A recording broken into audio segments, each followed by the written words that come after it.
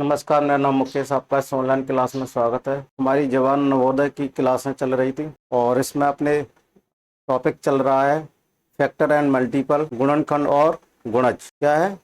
Factor को अपवर्तक भी बोलते हैं और गुणनखंड इससे पहली वाली क्लास में गुणनखंड की सारी बेसिक चीजें बता चुके थे। आज थोड़ी सी चीजें मल्टीपल के बारे में, गुणज के बारे में समझेंगे। तो गुणज होता क्या है? सबसे पहले तो जीरो वो समझते हैं गुणज होता क्या है, और अपनी ये क्लास जीरो से हाई लेवल तक ले जाएंगे। कभी भी किसी भी स्टूडेंट ने, किसी भी बालक ने अगर गुणज भी नहीं पढ़ा होगा, स्टार्टिंग से पढ़ रहा होगा और उससे गिनती और पहाड़े आते होंगे, तो मैं आपको उनको यहाँ पर गुणज के बारे में सारी चीज़ें बता दूंगा। शुरू से गुणज बताऊंगा जो कभी उसने कहीं भी नहीं पढ़ा हो। तो देखो गुणज होता क्या है। गुणज ये कहेंगे अपन, ये शब्द आता है गुणज, मल्टीपल बोलते हैं। गुणज होता क्या है उसके बारे में देखते हैं। गुणज देखो होता क्या है। मैं ये कहूँ दो का, ये दो संख्या है, अपन कहें दो के गुणज ज्ञात करने हैं। दो के गुणज कौन कौन से हो सकते हैं? सबसे पहले तो गुणज देखते हैं, दो के गुणज कौन कौन से हैं। दो के गुणज ज्ञात करने हैं। दो के गुणज कैसे ज्ञात करेंगे अपन? जैसे कि एक दो है, इसमें एक का गुणा कर देंगे, या दो दो दो। दो के गुणज में क्या होता है? दो तो होता ही है, इसमें किसी भी संख्या का गुणा होता है, किसी भी संख्या का गुणा होता है। इसमें अपन इस सीरियल से गुणा करते जाएंगे तो ये सब गुणज हैं। ये क्या आ जाएगा? दो, ये चार, ये छः, और ये आठ, और ये 10, और ये 12। ये सभी क्या है? दो के गुणज है। अब स्टूडेंट के मन में आ रहा होगा, सर हमें कैसे पता कि दो का गुणज है? इसमें दो का भाग दे के देख लेना, इसमें भी दो का भाग जा रहा होगा, इसमें भी दो का भाग जा रहा होगा, इसमें भी दो का भाग जा रहा हो, इसमें भी दो का भाग जा रहा हो, इसमें भी दो का। सबसे पहले तो क्वेश्चन ये उठा है, ये भी क्या है? आपस में गुणज है। ये भी दो भी क्या है? आपस में एक गुणज है। सबसे छोटा गुणज, दो का सबसे छोटा गुणज कौन सा होता है? दो होता है। और इस तरीके से ये क्या चलता रहेगा? मल्टीप्लाई होता रहेगा, ऐसे ऐसे बढ़ता रहेगा। और यहाँ पर भी क्या होगा? इस तरीके से ये चलता रहेगा। और कहाँ तक चलता रहेगा? इनफाइनाइट तक, यानी असीमित तक चलता रहेगा। तो अपन कह सकते हैं कि दो के गुणजों की को सबसे छोटा गुणज तो ज्ञात कर सकते हैं, लेकिन सबसे बड़ा गुणज अपन ज्ञात नहीं कर सकते, क्योंकि ये चलता रहता है। गुणनखंड में क्या होता है? सीमित गुणनखंड होते हैं, छोटा गुणनखंड और उससे बड़ा गुणनखंड भी ज्ञात कर सकते हैं। और गुणनखंडों की संख्या सीमित होती है, उसमें उसको गिना जा सकता है, लेकिन गुणजों को गिना नहीं जा सकता। अगर मैं ये कहूँ तीन के गुणजों की संख्या ज्ञात कीजिए, तो आप कहोगे ज्ञात नहीं किया जा सकता या उनको गिना नहीं जा सकता। तो ये गुणज होते हैं। समझ में आ गया हो गुणज क्या होते हैं? अगर मैं ये कहूँ तीन का गुणज क्या है? तीन के गुणज, तीन में अगर तीन का गुणा कर दिया जाए तो ये भी क्या हो जाएगा? गुणज हो गया। कितने का गुणज होगा? तीन का। तीन में अगर चार का मल्टीपल हो रहा है, गुणा हो रहा है, तो ये क्या हो जाएगा? 12। 12 भी किसका है? तीन का। किसका है? तीन का गुणज है। फिर अपना क्वेश्चन उठेगा, ये दो का भी गुणज है। किसका भी है?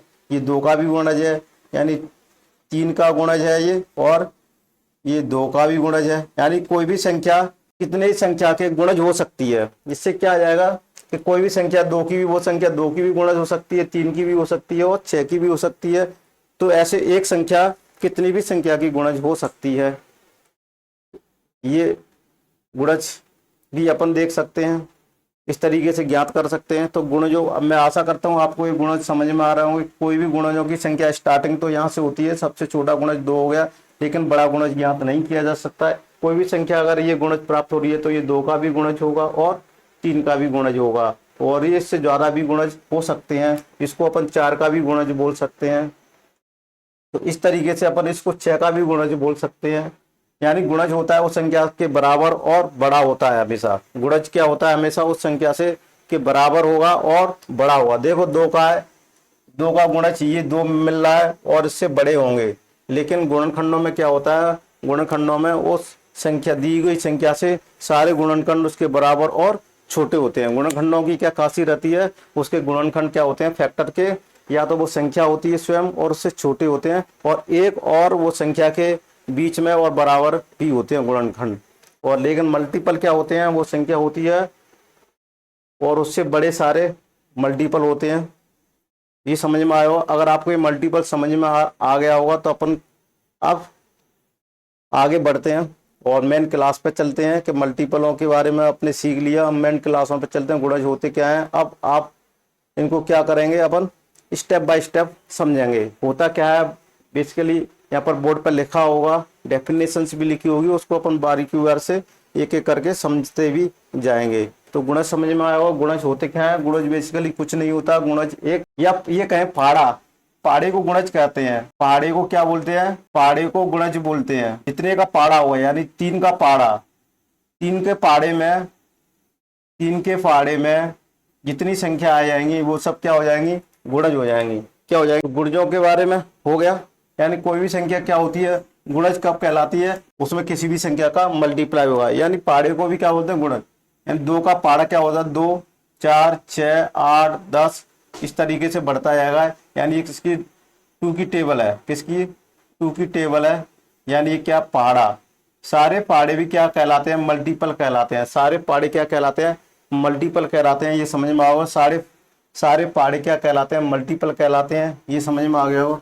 फिर अपन कहें 3 का पाड़ा, 3, 6 इस तरीके से ये भी क्या होगा? मल्टीपल होगा। ये किसका होगा? 3 का गुणज। ये क्या होगा? 3 का गुणज। ये क्या होगा? 2 का गुणज। ये क्या होगा? 2 का गुणज। इस तरीके से अपन कर सकते हैं, सारी चीजें कर सकते हैं। देखो ये 4 का, अगर 4 का गुणज, ये कहे 4 के पाड़े में 4 इस तरीके से चलता रहेगा। या अपन ये कहें कि कोई संख्या गुणज क्या मतलब क्या होता है? वो संख्या का पाड़ा। जैसे मैं कहूँ 10 का गुणज, 10 का गुणज क्या होना चाहिए? यानी 10 के पाड़े में आने चाहिए। वो संख्या 10 के पाड़े में आनी चाहिए, तो वो 10 के क्या कहलाएंगे? गुणज कहलाएंगे। 10 के पाड़े में वो संख्या आएगी तो क्या कहलाएगी? गुणज कहलाएगी। ये अपन कहें, अपने मन में क्वेश्चन उठ रहा हुआ, सर क्वेश्चन के समझ में कैसे आया कि 10 का गुणज है या नहीं है? तो वो 10 का गुणज है या नहीं है, तो उस संख्या का उस गुणज में भाग दे के देख लेना। अगर उस संख्या में उस संख्या का गुणज का भाग चला जाएगा तो वो संख्या उस संख्या की क्या हो जाएगी? गुणज हो जाएगी।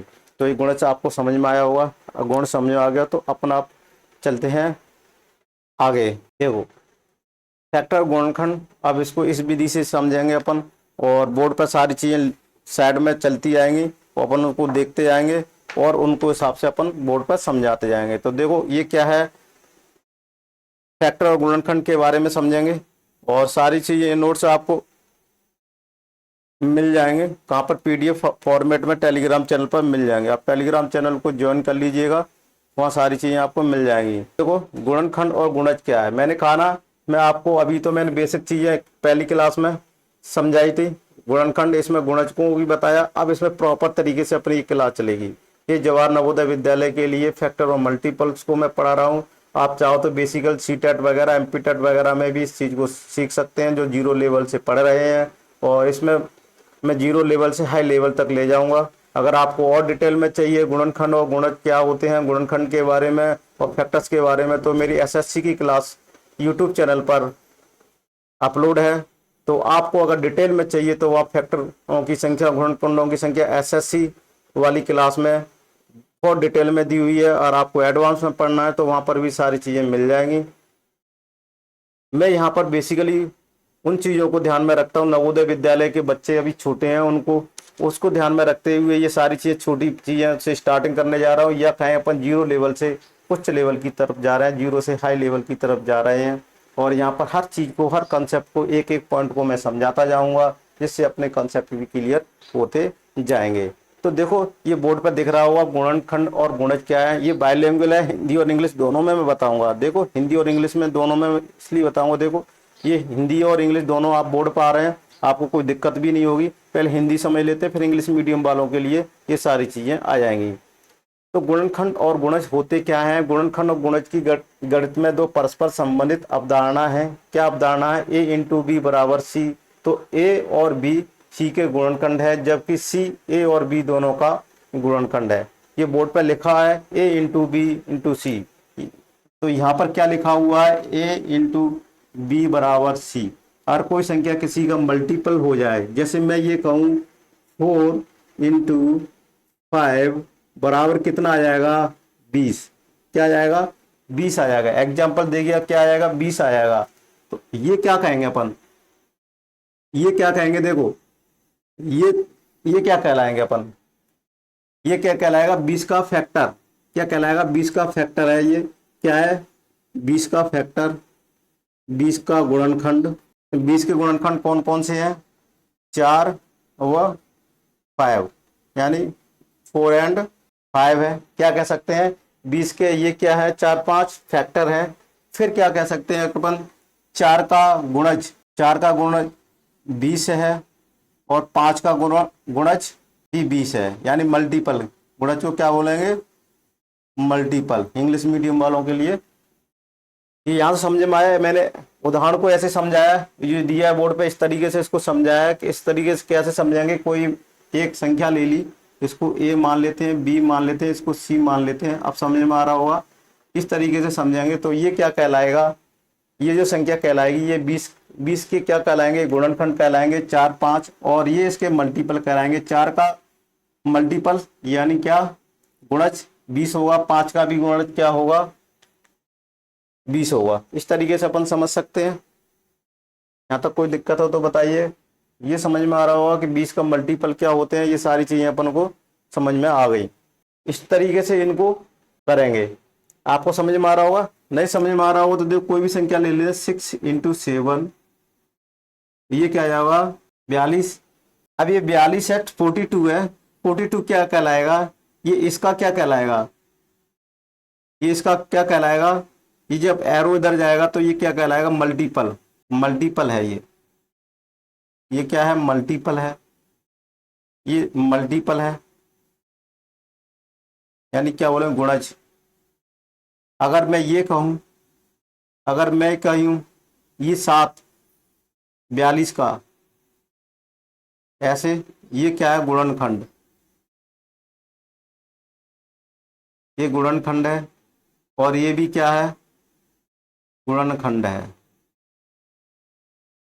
ये 42 क्या है इसका गुणनखंड है, 42 क्या है इसका गुणनखंड है, 42 का गुणनखंड 7 है, 42 का गुणनखंड 6 है, और 6 का मल्टीपल यानी गुणज, 6 का गुणज 42 है, 7 का गुणज 42 है। ये समझ में आ गया। तो मल्टीपल गुणज और गुणनखंड आपस में एक रिलेशन है, एक तो इस तरीके से उनमें ये रिलेशन बनता है। ये समझ में आ रहा होगा। ये समझ में आ रहा होगा तो देखो ये हिंदी मीडियम वालों के लिए आप चाहो तो नोट्स बना सकते हो बोर्ड पर, वीडियो को रोक के। आप नहीं चाहो तो मैं आपका इसकी पीडीएफ फाइल आपको टेलीग्राम चैनल पर मिल जाएगी, फेसबुक पेज पर भी मिल जाएगी पीडीएफ फॉर्मेट में। वहाँ आप मेरी जो वीडियो देखते हो उसमें एक लिंक डली है टेलीग्राम, वहाँ जैसे क्लिक करोगे टेलीग्राम पर पहुँचोगे और आप वहाँ से ये पीडीएफ फाइल जो बोर्ड पर करा रहा हूँ वो पूरी सॉल्यूशन जो मैं लिखा रहा हूँ वो भी आपको साथ में जो ऐसे की ऐसे जो बोर्ड पर दिख रहा है वैसे मिल जाएगा। और अगर आप फेसबुक पेज देख रहे हो मेरा तो वहाँ पर भी लिंक है, वहाँ पर भी सारी पीडीएफ फाइल अवेलेबल है। ये हिंदी मीडियम, ये इंग्लिश में देखो बाइलिंगुअल दोनों क्लास चल रही है, हिंदी और इंग्लिश मीडियम को दोनों को ध्यान में रखते हुए बना रहा हूँ जिससे आपको कोई भी परेशानी न होगी। तो what are factor and multiples दिया है। Factor and multiples are two interrelated, देखो इंटर रिलेटेड कंसेप्ट है इन मैथमेटिक्स में। If a into b equal to c then a and b are factors of c whereas c is a multiple of both and a and b। तो ये दिया हुआ है, आपको समझना होगा और आप समझ चुके होंगे। ये मैं आप थोड़ा कमेंट्स में ये बताइएगा कि मेरा समझाना आपको कैसा लग रहा है, आपको अच्छा लग रहा है कि नहीं लग रहा है, कि मैं ऐसे ही समझाता जा रहा हूँ। आपको जब तक आपके समझ में नहीं आएगा तो मेरा पढ़ाने का कोई औचित्य नहीं है। ठीक है, आपको इस तरीके से चलना है। और मैं बहुत स्लो क्लास चला रहा हूँ, सभी बच्चों को ध्यान में रखते हुए ये क्लास बनाई है, इसलिए मैंने सबको ध्यान में, ऐसे नहीं है बहुत फास्टली गया चलता गया। फास्टली चलेंगे जब आपकी प्रैक्टिस हो जाएगी तो कुछ मेरी प्रैक्टिस क्लासें ऐसी चलेंगी जो आप होशियार बच्चे कर पाएंगे उनको, और कमज़ोर बच्चे भी कर पाएंगे। बल्कि अभी मैं बेसिक चीज़ें बताते जा रहा हूँ, वो बेसिक चीज़ें अगर कंसेप्ट क्लियर हो गई सबकी तो फिर आसानी रहेगी आगे बढ़ने में। तो आशा करता हूँ आपको ये समझ में आ रहा होगा मेरा पढ़ाना। आगे चलते हैं। देखो उदाहरण दिया हुआ है कि 3 और 7 21 दिया हुआ है, और यहाँ 3 7 21 के गुणनखंड है, तो 21, 3 7 दोनों का गुणज है। तो मैंने जो एक कोई भी एग्जाम्पल लिया था यहाँ पर मैंने बोर्ड पर दिखा दिया आपको एग्जाम्पल क्या होता है। तो 3 और 7 क्या है 21 के गुणनखंड हो गए, और 21 क्या है 3 और 7 के क्या है मल्टीपल, यानी दोनों के गुणज है। ये समझ में आ गया होगा। ये इंग्लिश में है छुपा हुआ है, एग्जाम्पल दिया हुआ है 3 into 7 दिया हुआ है, चलो इसको इरेज कर लेते हैं। ये यहाँ पर भी दिया हुआ है 3 into 7 दिया हुआ है, 3 into 7 दिया हुआ, 21 दिया हुआ है, तो ये दिया हुआ है। ठीक है, ये क्या हो गया, फैक्टर ऑफ 21, फैक्टर ऑफ 7, और ये क्या गया 21 क्या हो जाएगा, मल्टीपल ऑफ 3 and 7। 3 और 7 का क्या कहलाएंगे, बोथ, या ले सकते हैं 3 and 7।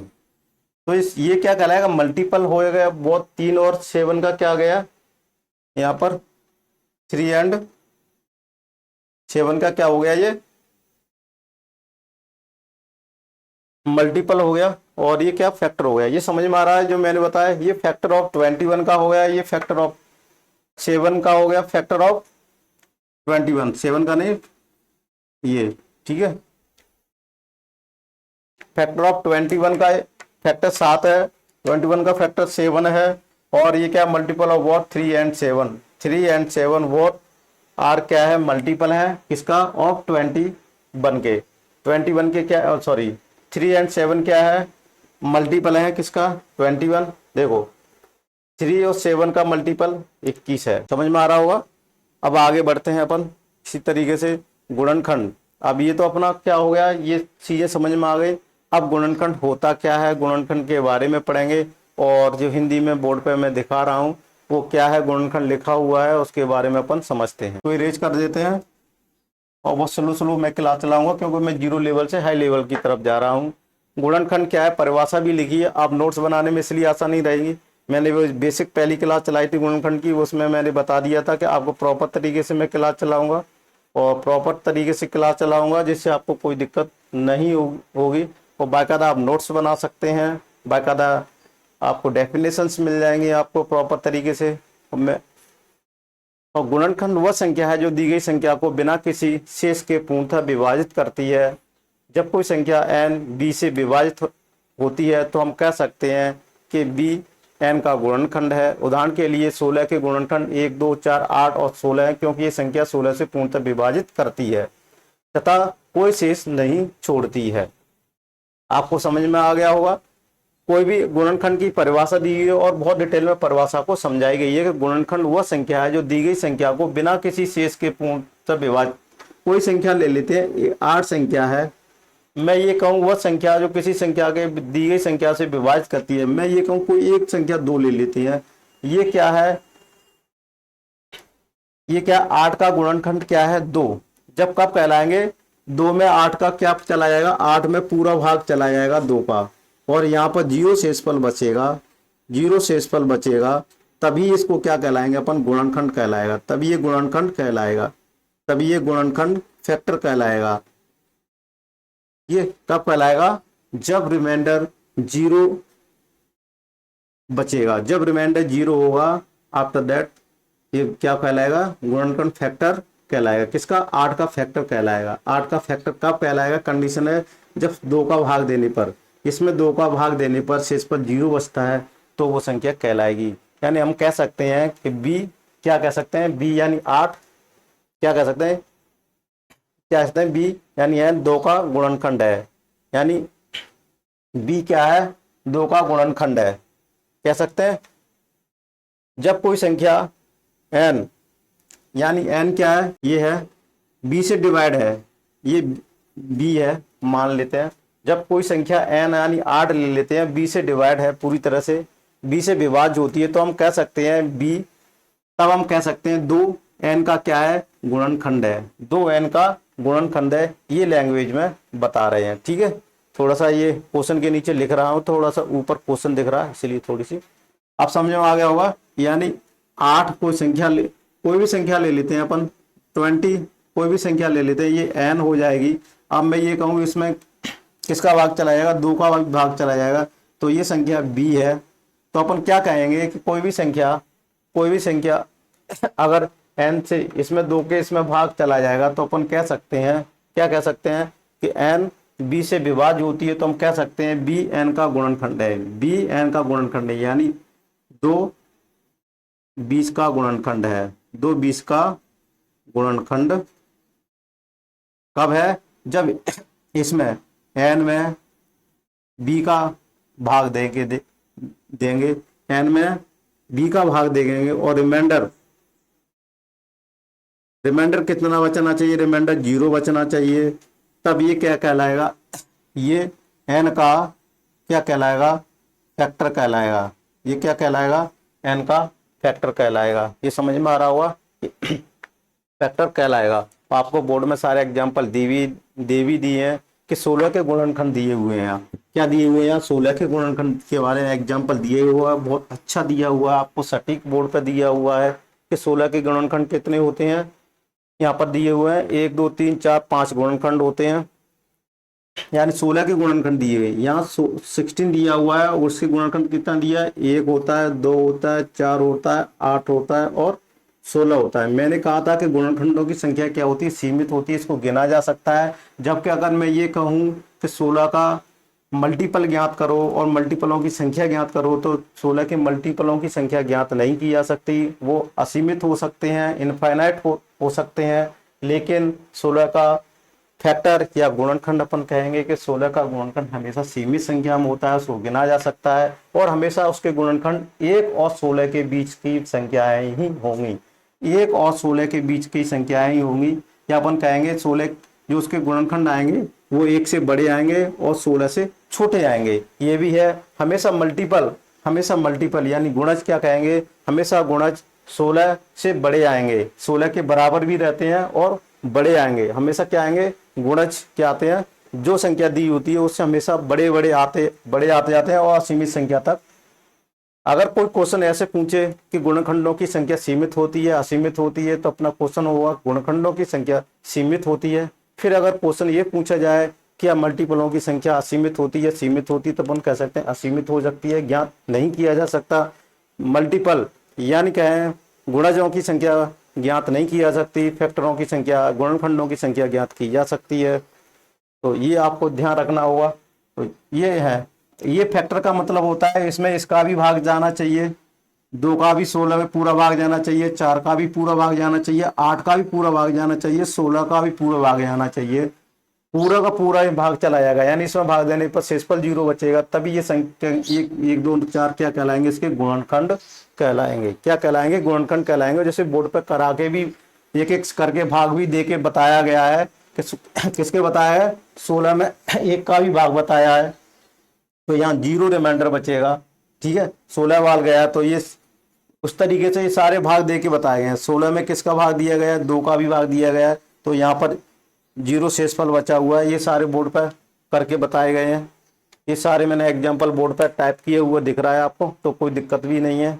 इस तरीके से इंग्लिश मीडियम वाले भी देख लो। इंग्लिश मीडियम में ये लिखा हुआ है डेफिनेशन से, क्या लिखी हुई है कि ये फैक्टर ये number that divided the given number exactly without any remainder when a number n is divisible by b, we can say that b is a factor of n. For example, the factor of 60 are 1, 2, 4, 8 and 16 because these numbers divide 16 exactly without leaving any remainder. यानी कोई भी reminder छोड़े बिना, यानी 0 reminder बचेगा, तो ये संख्या क्या कहलाएगी? उस संख्या की फैक्टर कहलाएगी। यहाँ तक आपको कोई दिक्कत हो तो बताइएगा। मैं बहुत स्लोली पढ़ा रहा हूँ क्लास को, 0 लेवल से हाई लेवल की अब ले जा रहा हूँ और मेरी क्लास ऐसे स्लो चलेगी। ठीक है, जब आप कॉन्सेप्टों को क्लियर हो जाएंगे तो आप सवालों को करने में आसानी रहेगी। अब मेरा पढ़ाना कैसा जा रहा है आप कमेंट्स बताइए और वीडियो को ज़्यादा से ज़्यादा शेयर कीजिएगा, जिससे और भी इस क्लास का फ़ायदा उठा सकें। ये क्लास निःशुल्क है, इसका कोई आप चार्ज नहीं लग रहा। मेरी कोई ऐप नहीं चल रही जिससे कि मैं आपको कोई चार्ज कर रहा हूँ। मेरे फेसबुक पेज पर भी और यूट्यूब चैनल पर ये निःशुल्क वीडियो अपलोड है, वहाँ पर आप सारी क्लासें देख सकते हो। मेरे पिछले नवोदय की 0 से हाई लेवल की तरफ ले जा रहा हूँ और नवोदय की सारी क्लास अपलोड करूँगा मैं। ऐसे नहीं है कि 2-4 क्लास टेलर के लिए मैंने अपलोड कर दिया उसके बाद टॉपिक छोड़ दूंगा। मैं पूरे सारे टॉपिक कवर कराऊंगा। चलते हैं अगले प्रश्न की। चलने गुणनखंड के देखो प्रॉपर्टीज ऑफ गुणनखंड क्या है? Properties of factors, properties of factor गुणनखंडों के देखो यहाँ प्रॉपर्टीज आ जाएंगी। ये मेन इंपॉर्टेंट है, प्रॉपर्टी से बहुत सारे क्वेश्चंस भी बन जाते हैं। तो प्रॉपर्टीज के बारे में समझेंगे कि प्रॉपर्टीज होती क्या। मैं ऐसी चीज इसलिए बता रहा हूँ कि अगर जब ऑब्जेक्ट टाइप क्वेश्चन यानी बहुविकल्पी क्वेश्चन आएंगे, तो आपको को जब मैं ये करा दूंगा तो आप थ्योरेटिकल वाले जो आएंगे, आप कंसेप्ट वाले, तो आप तुरंत उनको करते जाएंगे, तो आपको कोई दिक्कत नहीं होगी, मेरे को वहाँ बार बार बताने की जरूरत नहीं होगी। तो देखो गुणनखंड के गुण कौन कौन से होते हैं, गुणनखंड के गुण के बारे में पढ़ते हैं। तो देखो प्रॉपर्टीज, इंग्लिश वाले प्रॉपर्टीज ऑफ फैक्टर्स, और गुणनखंड के गुण या प्रॉपर्टी कहेंगे, क्या क्या गुण होते हैं वो मैं आप बताऊंगा, पहले ही बता चुका था और यहाँ पर लिखित में आपको बता जा रहा हूँ, जिससे आपको कोई भी दिक्कत नहीं होगी। तो गुणनखंड के गुण क्या होते हैं, किसी भी संख्या का सबसे छोटा गुणनखंड कौन सा है, 1 है। मैं ये कहूँ 6 का गुणनखंड, 6 का छोटा गुणनखंड, 6 का छोटा गुणनखंड कौन सा होता है, छोटा गुणनखंड, ठीक है, यानी smallest factor. What is smallest factor of 6, what is smallest factor of 6, तो वी कैन से कह सकते हैं, हम कह सकते हैं द स्मॉलेस्ट फैक्टर ऑलवेज क्या हुआ, ऑलवेज विल बी होगा 1, ऑलवेज विल बी क्या होगा 1। तो अपन किसी भी संख्या का, ये किसका नहीं, किसी भी संख्या का अगर आप निकालेंगे 7 का, 8 का, 9 का, 10 का, 12 का, सबके छोटा गुणनखंड 1, या कहेंगे अपन सबके कॉमन गुणनखंड 1 तो होता ही है। किसी भी संख्या को, कोई भी संख्या ले लो तो सबका गुणनखंड तो 1 होता है, और वो कौन सा होता है, सबसे छोटा होता है। क्या होता है, सबसे छोटा होता है, सबसे क्या होता है, छोटा होता है।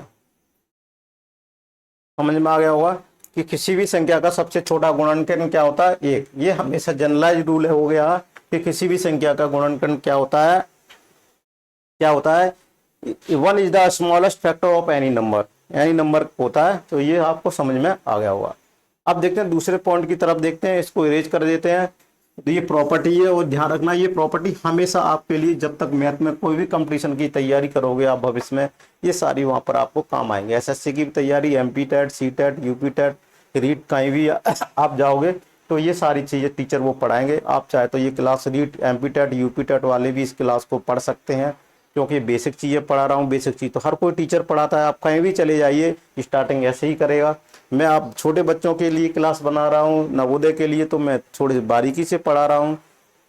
और आपने कहीं भी किसी भी समय नहीं पढ़ा हुआ, जीरो से कहीं भी नहीं पढ़ा हुआ, तो मैं आपको इस स्तर से पढ़ा रहा हूँ। कहीं भी नहीं पढ़ा होगा, पहली बार वो बंदा पढ़ रहा होगा, बच्चा पढ़ रहा होगा, तो वो यहाँ से सीख सके और समझ सके।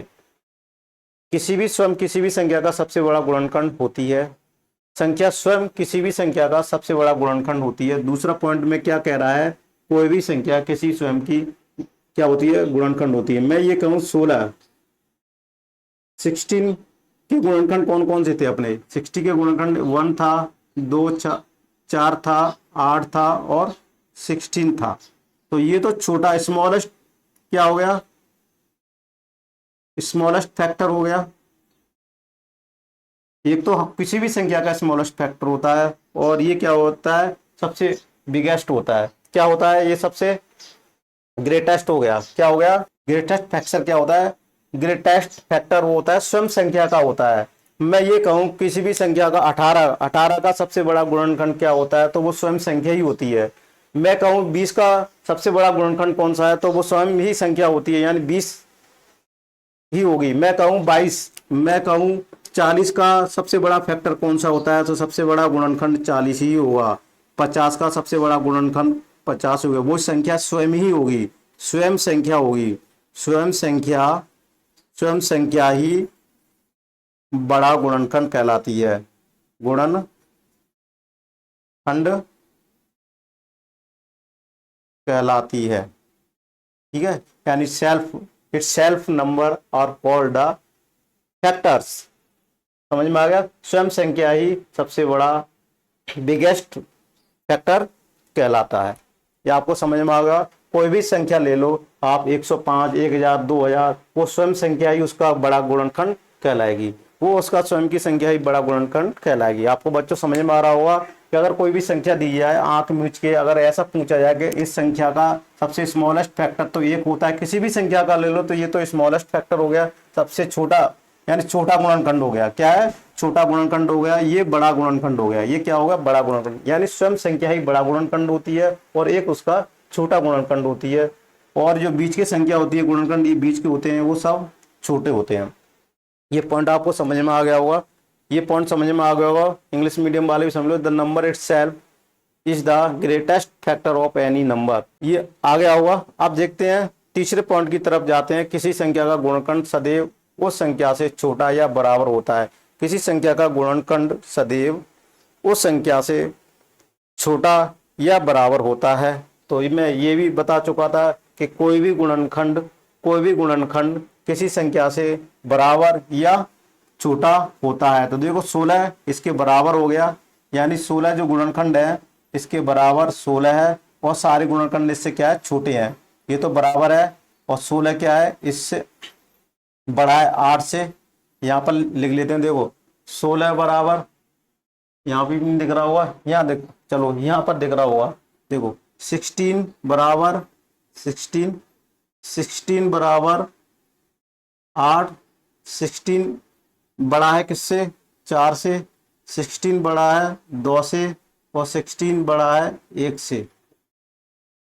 ये पॉसिबिलिटी बन जाती हैं, ये संभावना बन जाती है कि संख्या स्वयं किसी संख्या का सबसे बड़ा गुणनखंड, यानी किसी संख्या का गुणनखंड सदैव उस संख्या से छोटा या बराबर होता है। किसी संख्या का गुणनखंड सदैव उस संख्या से छोटा या बराबर होता है। ये तो छोटा या बराबर, यानी ये तो बराबर वाला कंडीशन आ गई, ये बराबर होता है एक संख्या जो, उसके बाद ये सारी चीजें, ये गुणनखंड छोटा हो गया 16 का, ये छोटा हुआ, ये भी छोटा हो गया, और ये भी छोटा हो गया। तो अपन कह सकते हैं कि कोई भी गुणनखंड सारे उसके बराबर और बराबर भी हो सकता है, यानी बराबर कौन सा होगा, एक 16 स्वयं संख्या ही उस गुण का गुणनखंड बराबर होता है। अगर मैं ये क्वेश्चन में कहूं कि 18 का बड़ा गुणनखंड क्या होगा, 18 ही होगा, और फिर क्वेश्चन क्या कहेगा कि उससे जितने भी गुणनखंड होंगे वो सारे क्या होंगे, छोटे होंगे। तो गुणनखंड एक तो क्या होगा, सबसे बड़ा होगा, एक सबसे छोटा होगा, और सारे गुणनखंड क्या होंगे, उसके बीच के होंगे। सारे गुणनखंड क्या होंगे, बीच के होंगे। समझ में आ रहा है, क्या होंगे, सारे गुणनखंड बीच के होंगे। ये अपन ये कहें, अगर यहाँ पर देखो, यहाँ पर कहें, देखो यहाँ पर ये 16 दिया हुआ है, सारे गुणनखंड क्या होंगे, यहाँ चलो छोड़ो, 16 जो दिया हुआ है ये सारे गुणनखंड क्या होंगे, छोटे होंगे, और 1 और 16 के बीच में होंगे। ये किसके बीच में होंगे, 16 और 1 के बीच में होंगे, सारे गुणनखंड किसके बीच में होंगे, 1 और 16 संख्या, स्वयं संख्या और 1 के बीच में सारे गुणनखंड होंगे। किसी भी संख्या गुणनखंड सदैव उस संख्या से छोटा और बराबर होता है। किसी संख्या गुणनखंड सदैव उस संख्या से छोटा या बराबर होता है। समझ में आ गया, इसका मतलब है कोई भी संख्या का गुणनखंड या तो बराबर होगा और सारे छोटे होंगे, बराबर होगा या बड़ा होगा, बराबर होगा या बड़ा होगा। अपन इसको ऐसे कह सकते हैं, किसी भी नंबर को ले लेंगे, कोई नंबर का फैक्टर, इस नंबर का फैक्टर क्या होगा, या तो बराबर होगा, क्या होगा, बराबर होगा, ये कह सकते हैं फैक्टर बड़ा हुआ या बराबर होगा कोई भी संख्या का, यानी कोई भी नंबर ले लेते हैं, संख्या यानी नंबर, किसी भी नंबर गुणनखंड उसके बराबर या बड़ा होगा। ठीक है, समझ में आ रहा होगा, वो गुणनखंड क्या होंगे, छोटे होंगे। ये वाली कंडीशंस फॉलो होगी। ये आपको स्क्रीनशॉट में सारी PDF कन्वर्ट करके ये आपको टेलीग्राम चैनल पर, फेसबुक पेज पर भी आपको मिल जाएगी, और फेसबुक पर भी इसकी JPG फॉर्मेट में आपको ये अवेलेबल रहती है। फेसबुक जब मेरे पढ़ोगे तो वहाँ पर भी जैसे वीडियो अपलोड करता हूँ, वहाँ पर ये सारी नोट्स भी अपलोड करता हूँ साथ में, हर वीडियो के साथ ये नोट्स भी अपलोड मैं करता हूँ फेसबुक पर। इस तरीके से आप वहाँ देख सकते हैं। कोई दिक्कत हो, डाउट्स हो तो बताइएगा। गुणनखंड के क्या हो गए, या प्रॉपर्टीज हो गई। ये factor of A small of a number is always less than और इक्वल टू द नंबर। देखो लेस देन और इक्वल टू नंबर आ गया, किसी नंबर लेस देन क्या हो जाएगा, लेस देन और इक्वल। किसी भी संख्या का गुणनखंड क्या होता है, हमेशा लेस देन होता है, या अपन इसको कहेंगे फैक्टर क्या होगा, लेस देन होगा, क्या होगा, लेस देन या इक्वल बराबर होगा किसी संख्या का इक्वल बराबर होगा। इस तरीके से अपन कह सकते हैं। समझ में आ रहा है। अगले पॉइंट की तरफ चलते हैं। अगला चौथा है, किसी संख्या के गुणनखंड परिमित होते हैं। परिमित का मतलब देखो इंग्लिश में समझ में आ रहा होगा, फैक्टर ये नंबर होगा फाइनाइट, परिमित का होता है फाइनाइट, सीमित, परमिट को एक सीमित भी संख्या बोल सकते हैं। सीमित संख्या में क्या होते हैं, फैक्टर होते हैं। फैक्टर क्या होते हैं, सीमित संख्या में होते हैं। अपन ये कहेंगे देखो सीमित संख्या में फैक्टर कैसे होते हैं, 6 गिना जा सकता है, यानी अपन कुल मिला के कह सकते हैं किसी भी संख्या के फैक्टरों को गिना जा सकता है, सीमित संख्या में हो सकते हैं। अपन ये नहीं कह सकते इनफाइनाइट होंगे या असीमित तो परमित होंगे, अपरिमित नहीं होंगे। किसी भी संख्या के गुणनखंड परमित होंगे यानी उसको सीमित संख्या में होंगे, इनफाइनाइट नहीं होंगे। उसको गिना जा सकता है, इसके 4 है, 6, 12 किसी भी संख्या में होंगे, लेकिन उसके गुणनखंडों को गिना जा सकता है, उसको गुणनखंडों की संख्या ज्ञात की जा सकती है। ये इसका पॉइंट कह रहा है। किसी संख्या के गुणनखंड क्या कहते हैं, ये factor of a number are finite. समझ में आ रहा होगा। तो इसको इरेज कर देते हैं, सारी चीजों को इरेज कर दिया। और मैं बहुत स्लोली पढ़ाऊंगा, 0 लेवल से हाई लेवल की तरफ ले जा रहा हूँ, इसलिए मैं इसको बहुत स्लो पढ़ा रहा हूँ। और बाइलिंगुअल में हिंदी इंग्लिश मीडियम दोनों को ध्यान में रखते हुए पढ़ा रहा हूँ। किसी संख्या के गुणनखंड परिमित होते हैं, ये आपको समझ में आएगा, सीमित होते हैं। 0 भी संख्या का गुणनखंड नहीं हो सकता। देखो ये पॉइंट नोट करने लायक है, नोट करने लायक है। क्या है 0, क्या है देखो 0 can not be a factor of any number. 0 किसी भी संख्या का फैक्टर नहीं हो सकता। 0 यानी 0 किसी भी संख्या का फैक्टर नहीं हो सकता। 0 किसी भी संख्या का फैक्टर यानी गुणनखंड नहीं हो सकता। ठीक है, ये कह रहा है, ये समझ में आ रहा होगा कि 0 किसी भी संख्या का गुणनखंड नहीं हो सकता। यहाँ तक भी समझ में आ गया होगा कि 0, अब क्वेश्चन कभी भी आता है 0 क्या किसी संख्या का गुणनखंड हो सकता है, ऑप्शन दिए होंगे तब कह सकते नहीं हो, ये समझ में आ गया। अब देखते हैं, देखो ये दिया हुआ हिंदी लास्ट वाला पॉइंट क्या दिया हुआ है, बी ए का गुणज है। क्या बी ए का गुणज है, बी किसका गुणज है, ए का गुणज है, बी ए का गुणज है, यानी ये कहेंगे बी यानी 5 20 का गुणज है। सॉरी, यहाँ क्या कहेंगे 20 5 का गुणज है, 20 5 का गुणज है। तो बी ए का गुणज है यानी 20 5 का गुणज है, तो ए कॉमा बी का एक गुणनखंड है। तो ए क्या है, तो ये क्या है, यहाँ क्या है 5 1 क्या है, यहाँ 5 1 गुणनखंड है, देखो 5 1 गुणनखंड है इसका 20 का। ये लैंग्वेज कह रही है लास्ट वाला point. And if B a multiple of A, B a multiple of किसका, बी मल्टीपल ऑफ किसका है। तो देखो if B a multiple of A, if B a multiple of A, if B a, तो देखो इसको example के through समझ लेते हैं। If B a multiple of A then A is a factor of B. इसको मल्टीपल के जैसे कि अपन कहेंगे ये किसका है, if b is a multiple of A then b is a factor of b. तो ये क्या कहेंगे, अगर 20 5 का गुणज है, 20 किसका है 5 का गुणज है, तो 5 क्या कहलाएगा, 20 का गुणनखंड कहलाएगा। क्या कहलाएगा, एक गुणनखंड कहलाएगा। ये क्या कहलाएगा, गुणनखंड कहलाएगा। ये समझ में आ रहा होगा, ये लास्ट वाला पॉइंट था, ये समझ में आ रहा होगा आपको। लास्ट वाला पॉइंट आपको समझ में आया होगा, ये लास्ट वाला पॉइंट था कि बी इसका गुणनखंड है, तो ये इसका क्या कहलाएगा, फैक्टर कहलाएगा।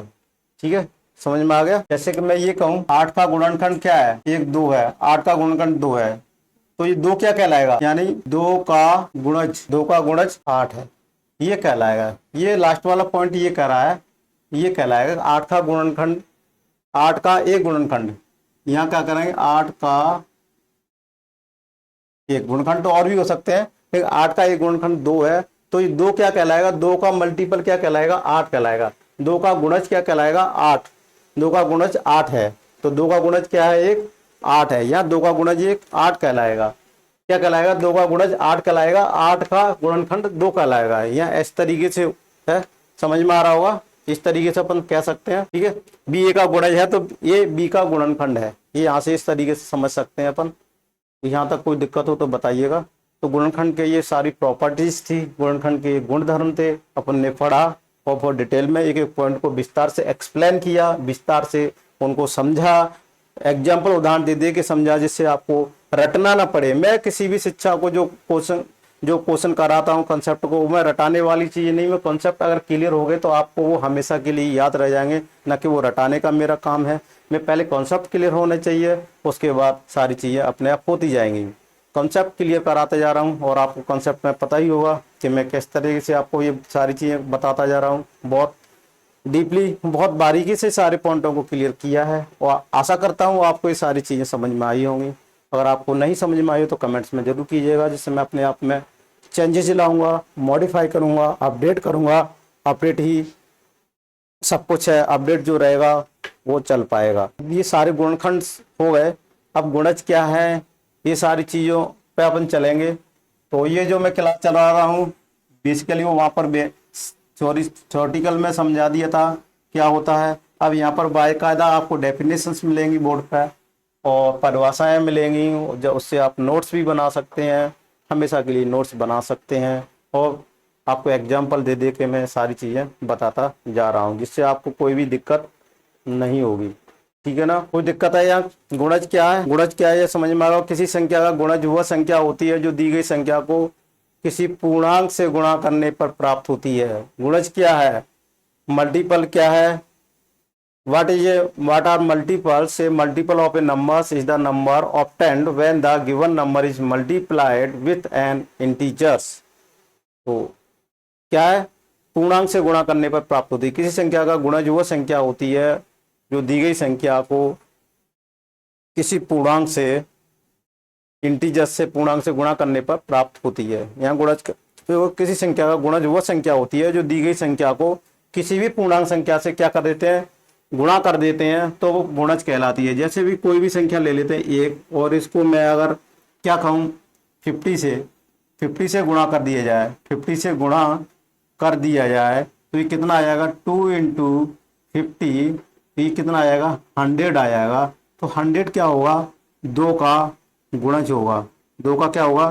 गुणज होगा। ये कोई भी संख्या ले लेंगे 2 × n, ये n कोई भी इंटीजर्स नंबर कोई भी इंटीजर्स नंबर लेंगे, पूर्णांक संख्या लेंगे, अगर इसमें इसका मल्टीप्लाई करेंगे तो इसमें रेजल्ट प्राप्त होगा। जो रेजल्ट प्राप्त होगा वो रेजल्ट क्या कहलाएगा? 2 का क्या कहलाएगा? मल्टीपल कहलाएगा। क्या कहलाएगा? मल्टीपल कहलाएगा। क्या कहलाएगा? वो मल्टीपल कहलाएगा। और जो रेजल्ट इसका क्या कहलाएगा? एक फैक्टर कहलाएगा। रेजल्ट का ही क्या कहलाएगा? फैक्टर। लेकिन यहाँ पर आप मल्टीपल को पढ़ना है सिर्फ, तो ओनली सिर्फ मल्टीपल के बारे में ही चर्चा करेंगे। मल्टीपल होता क्या है, तो ये सारी चीजें मैं आपको बता, समझ में आ रहा होगा। तो गुणज क्या है, ये सारी चीजें समझ में आ गई। 40 मिनट। किस संख्या का गुणज वो होती है दी गई संख्या को किसी पूर्णांक से गुणा करने पर प्राप्त होती है। गुणज किसी संख्या को किसी पूर्णांक से गुणा करने पर प्राप्त होने वाला परिणाम है। गुणज क्या है? किसी संख्या को किसी पूर्णांक से गुणा करने पर प्राप्त होने वाला क्या है? परिणाम है। ध्यान दें, जब हम किसी संख्या के गुणकों का अध्ययन करते हैं तो हम आमतौर पर केवल धनात्मक गुणकों और जीरो और ऋणात्मक गुणकों को छोड़ के बात करते हैं। इस प्रकार हम कह सकते हैं गुणक वह संख्या है जो दी गई संख्या को किसी धनात्मक पूर्णांक से गुणा करने पर प्राप्त होती है। गुणकों का अध्ययन करते हैं तो हम आमतौर पर केवल धनात्मक पूर्णांकों के बारे में बात करते हैं, और इस प्रकार हम कह सकते हैं कि गुणक वह संख्या जो दी गई संख्या को किसी धनात्मक पूर्णांक से गुणा करने पर प्राप्त होती है। तो यहाँ पर देखो धनात्मक पूर्णांकों के बारे में, गुणजों के बारे में बताया है कि क्या कहलाते हैं कि a multiple of a result of multiplying a number by an integer. Note that when we study multiple of any number we generally talk about positive multiples only। इसका देखो एक्सक्लूडिंग जीरो एंड नेगेटिव, देखो negative multiples को छोड़ के 10 we can say that a multiple is the number obtain by multiplying a given number by a positive integers number. यहाँ पर सारी जो चर्चा चल रही है पॉजिटिव इंटीजर्स नंबर की चल रही है। वैसे तो फैक्टर को नेगेटिव भी हो सकता है, नेगेटिव संख्या को भी कर सकते हैं, लेकिन अपनी जो चर्चा चलेंगी यहाँ ओनली क्या करेंगे, पॉजिटिव इंटीजर्स नंबर के बारे में चर्चाएं चलेंगी। यहाँ तक समझ में आ रहा है?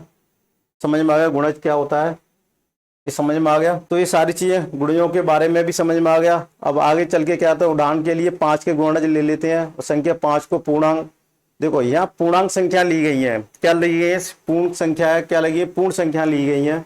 पूर्ण संख्या मैंने होल नंबर बताया था ना, नेचुरल नंबर क्या होती है ये बताया था। नेचुरल नंबर हमेशा 1, 2, 3 से चलती है, और होल नंबर क्या होता है, होल नंबर हमेशा इसमें 0 इंक्लूड कर दिया जाता है। ठीक है, तो ये चलती रहती है। यहाँ पूर्णांक किसी भी पूर्णांक संख्या में मल्टीप्लाई कर देंगे किसी भी नंबर में पूर्णांक ज्ञात करने पर, यहाँ पर अपन सारी चीजें करेंगे तो वो मल्टीपल ज्ञात होगा। क्या वो निकलेगा, वो मल्टीपल प्राप्त होगा अपन को सारे,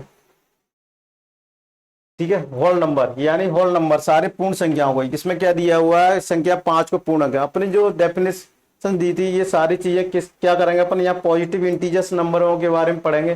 पॉजिटिव इंटीजर्स नंबर क्या होते हैं, ये दिया हुआ है 0 से लगाकर, ये सारे होल नंबरों को क्या करेंगे, सारे पूर्ण संख्याओं को, यानी पूर्ण संख्याओं 1 2 3, तो इसमें जीरोस को इंक्लूड नहीं करते हैं, हटा देते हैं, ठीक है। क्या कर देते हैं, होल नंबर में नेचुरल नंबर था और नेचुरल नंबर के बाद होल नंबर में 0 को इंक्लूड लेके यहाँ पूर्ण संख्या 0 को क्या कर देते हैं, पूर्ण संख्याओं को 0 को क्या कर देते हैं, देखो यहाँ पर वे संख्या जो पूर्ण संख्या जैसे 1 इत्यादि से गुणा करने पर प्राप्त की जाती हैं, 0 को हटाकर अगर कोई संख्या को मल्टीप्लाई कर देते हैं तो वो संख्या क्या मिलेगा, राइट, अपन को मल्टीपल यानी गुणज प्राप्त हो जाएंगे। क्या प्राप्त हो जाएंगे, गुणज प्राप्त हो जाएंगे। क्या प्राप्त हो जाएंगे, अपन को गुणज प्राप्त हो जाएंगे। क्या प्राप्त हो जाएंगे, 5 में किसका मल्टीप्लाई करेंगे, पूर्ण संख्या का, पूर्ण संख्या का गुणा करते जाएंगे, पूर्ण संख्या का गुणा करते जाएंगे, यानी 0 को यहाँ इंक्लूड नहीं किया गया है, ठीक है, इंक्लूड 0 नहीं होना चाहिए। अगर 5 को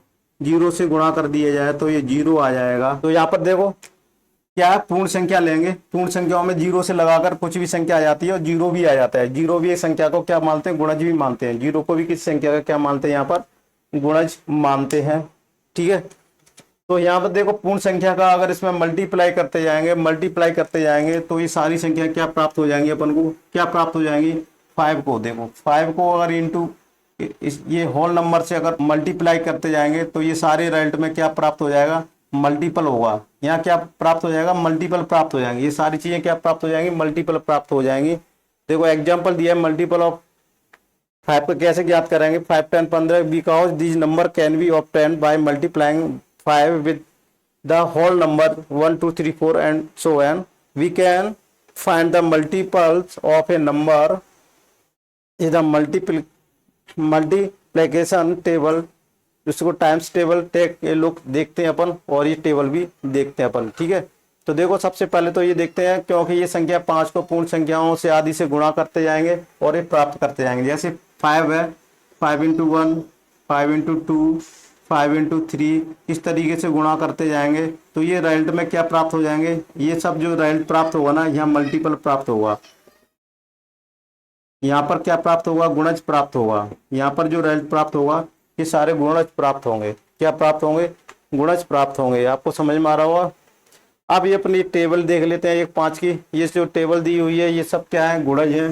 5 की क्या दी हुई है, 5 में 1 का दिया हुआ है गुणा। किसी भी टेबल को क्या कह लेते हैं, उसका गुणज कहलाता है। मैं कहूँ 2 का पाड़ा लिखिए आप, तो 2 का पाड़ा क्या, जितने भी जो रिजल्ट पाड़े में आएंगे वो 2 का क्या कहलाएंगे, मल्टीपल या 2 का गुणज कहलाएंगे। मैं कहूँ 3 की टेबल आपको लिखनी है, पाड़ा लिखना है, तो वो उसकी क्या बन जाएगी, गुणज बन जाएगी। पूरी संख्या जो आएंगी वो क्या कहलाएंगी, उस संख्या की गुणज कहलाएंगे। जैसे ये 5 की टेबल पाड़ा लिखा हुआ है तो ये सब किसके गुणज कहलाएंगे, 5 के कहलाएंगे। 5 में 1 का गुणा किया तो 5 आया, 5 का 2 का गुणा किया तो 10 आया, 5 में 3 का गुणा किया तो 15 आया, 5 में 4 का गुणा किया तो 20 आया। इस तरीके से जो रिजल्ट प्राप्त हो रहे हैं वो किसके रिजल्ट प्राप्त हो रहे हैं, 5 के मल्टीपल प्राप्त हो रहे हैं, 5 के गुणज प्राप्त हो रहे हैं, 5 के गुणज प्राप्त हो रहे हैं। ये 10 तक से आगे भी ले जा सकते हैं।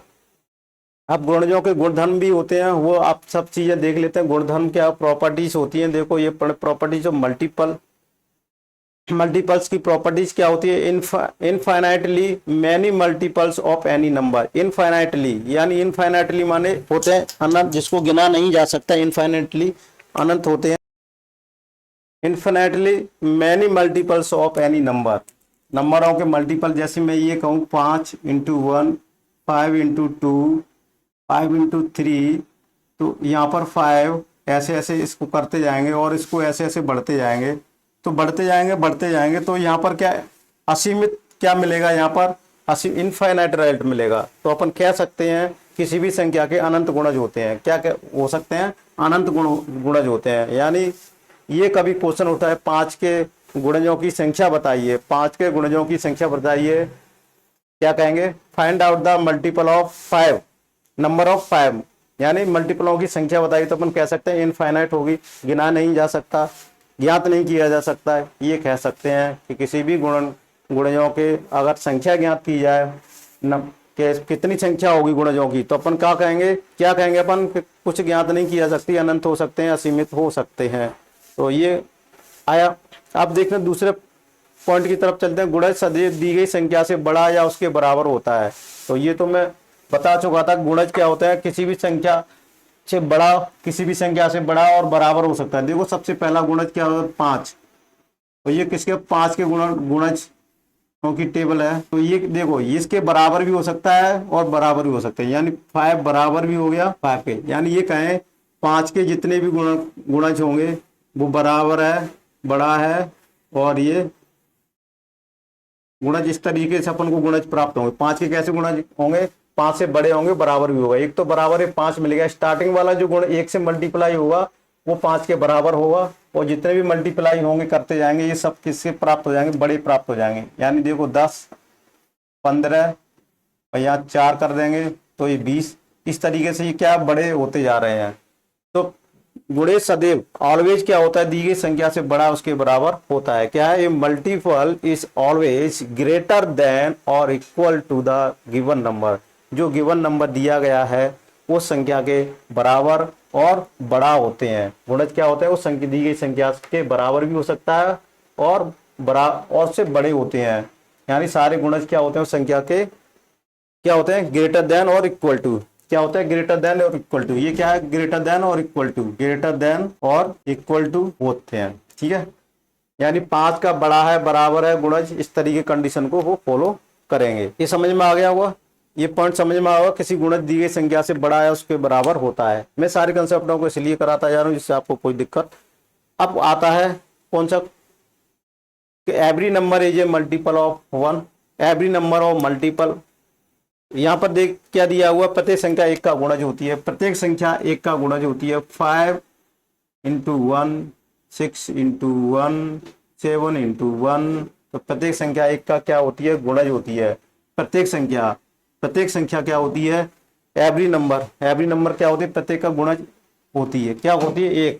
प्रत्येक संख्या 1 का गुणज होती है। 1 का गुणज 5 है, 1 का गुणज 6 है, 1 का गुणज 7 है, 1 का गुणज 8 है, 1 का गुणज 9 है, 1 का गुणज 7 है। प्रत्येक संख्या में क्या होगी, तो अपन कह सकते हैं एक तो हर प्रत्येक संख्या की क्या होती है, गुणज होती है। एक तो हर संख्या की क्या होती है, गुणज होती है। क्या होती है, गुणज होती है। तो यहाँ पर अपन कह सकते हैं कि every number is a multiple of 1। Every one is a multiple of 1। Every multiple of 1, इसमें मल्टीपल हो रहा है 1। तो एवरी, तो क्या कहा है, प्रत्येक संख्या 1 का क्या कहलाएगी, मल्टीपल कहलाएगी। क्या कहलाएगी, मल्टीपल कहलाएगी। अब चलते हैं, यदि b a का गुणज है तो a b का गुणनखंड है। ये मैं पहले उसमें बता चुका था कि यदि b a का गुणज है, यानी b a का गुणज का मतलब क्या है, b a का गुणज है, यानी कोई संख्या ले लेते हैं, एग्जाम्पल के थ्रू समझाते हैं। यदि b a का गुणज है, मैं ये कहूँ 2 इसका गुणज है, b 8 का, इसको मान लेते हैं b, यानी इसको मान लेते हैं b a का गुणज है, यानी 8 का गुणज, सॉरी यहाँ लिख लेते हैं 8 और 2, b और उसको a मान के इस तरीके से पॉइंट में दिखा रहा है b a का गुणज है। b क्या है, a का गुणज है, सॉरी यहाँ पर 2 लिख देते हैं, यहाँ पर 8 लिख देते हैं। आप समझ में आ रहा होगा, 2 क्या है, 8 का गुणज है, 2 8 का गुणज है। तो a किसका कहलाएगा, a b का गुणनखंड कहलाएगा। ये क्या कहलाएगा, ये क्या कहलाएगा, b का गुणनखंड। यानी 8 का गुणनखंड क्या है, 2, b a का गुणनखंड कहलाएगा। ये तो क्या है, 2 का क्या है, गुणज है, क्या है, मल्टीपल है। और 8 क्या है, 8 2 का क्या है, फैक्टर, गुणनखंड क्या कहेंगे, 8 2 का गुणनखंड है। मुझे भाषा लैंग्वेज समझ में आ रही है। अगर कोई संख्या a, यानी कोई संख्या अपन कहेंगे a का मल्टीपल 8 है तो 8 का 2 क्या कहलाएगा, गुणनखंड कहलाएगा। मैं ये कहूँ 5 × 1, 5 × 2, 5 × 3, तो ये 5 आ जाएगा, ये 10 आ जाएगा, ये 15 आ जाएगा। ये 5 का क्या कहलाएंगे, 5 का क्या कहलाएंगे, ये 5 के जो कहलाएंगे, ये 5 का गुणनखंड, 5 का क्या कहलाएगा, ये 5 का गुणज क्या कहलाएगा, 5 का गुणज। और ये 2 कहलाएगा, क्या कहलाएगा, 2 क्या कहलाएगा, ये 10 का गुणनखंड, और 5 भी 2 का गुणनखंड कहलाएगा। ये समझ में आ रहा होगा। तो इस तरीके से अपन कह सकते हैं ये मल्टीपल है, तो समझ में आ रहा होगा। b a का गुणज है तो ये b का एक गुणनखंड है। 0 को प्रत्येक संख्या का गुणज माना जाता है। तो देखो प्रॉपर्टी में ये ध्यान याद रखने लायक है, 0 को प्रत्येक संख्या का क्या कहलाता है, गुणज माना जाता है। 5 इंटू 0, 6 इंटू 0, 7 इंटू 0। इसलिए 0 को क्या माना जाता है, प्रत्येक संख्या का क्या कहलाता है, गुणज माना जाता है। 0 को प्रत्येक संख्या का गुणज माना जाता है, ठीक है। 0 को प्रत्येक संख्या का, 0 is considered a multiple of every number.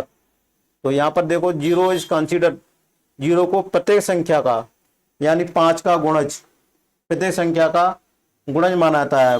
5 का प्रत्येक संख्या का गुणज माना जाता है, प्रत्येक संख्या का गुणज 0 माना जाता है। 0 को प्रत्येक संख्या का, यह कहेंगे 0 को प्रत्येक संख्या का, 0 को प्रत्येक संख्या का गुणज माना जाता है। 0 को प्रत्येक संख्या का, 0 को क्या माना जाता है, गुणज माना जाता है। Consider multiple of every number, यानी 0 को क्या मान के चलेंगे, मल्टीपल होगा, गुणज है वो, प्रत्येक संख्या का क्या है वो, गुणज है। प्रत्येक संख्या का क्या है वो, गुणज है। आपको यहाँ से समझ में आया होगा, 0 क्या है, प्रत्येक संख्या का एक गुणज है। तो ये भी प्रॉपर्टी अपन की पूरी क्लियर हो गई। अब चलते हैं, क्लास अपनी 55 की हो गई, यहीं पर बंद करते हैं। फिर गुणज और गुणनखंड के बीच में अंतर बताएंगे अगली नेक्स्ट क्लास में। इसको यहीं पर क्लोज करते हैं, क्योंकि क्लास बहुत लंबी लेंदी जा रही है, इसलिए अपन इसको क्लोज करके अगली क्लास में अपन को पढ़ाएंगे। तो आपको ये क्लास कैसे लगी आप जरूर बताना कमेंट्स में। मेरा जो गुणनखंड और फैक्टर्स मल्टीपल वाली क्लास कैसे लगी, आपको अच्छी लगी हो तो कमेंट्स में जरूर कमेंट्स बताइए, और वीडियो को ज़्यादा शेयर कीजिए जिससे और भी बच्चे इस क्लास का फ़ायदा उठा सकें। फेसबुक पेज पर देख रहे हो तो आप इसको लाइक कीजिएगा, यूट्यूब चैनल पर देख रहे हो तो उसको सब्सक्राइब और लाइक शेयर करना ना भूलिएगा। Thank you for watching this video. मिलते हैं अगली नेक्स्ट क्लास में।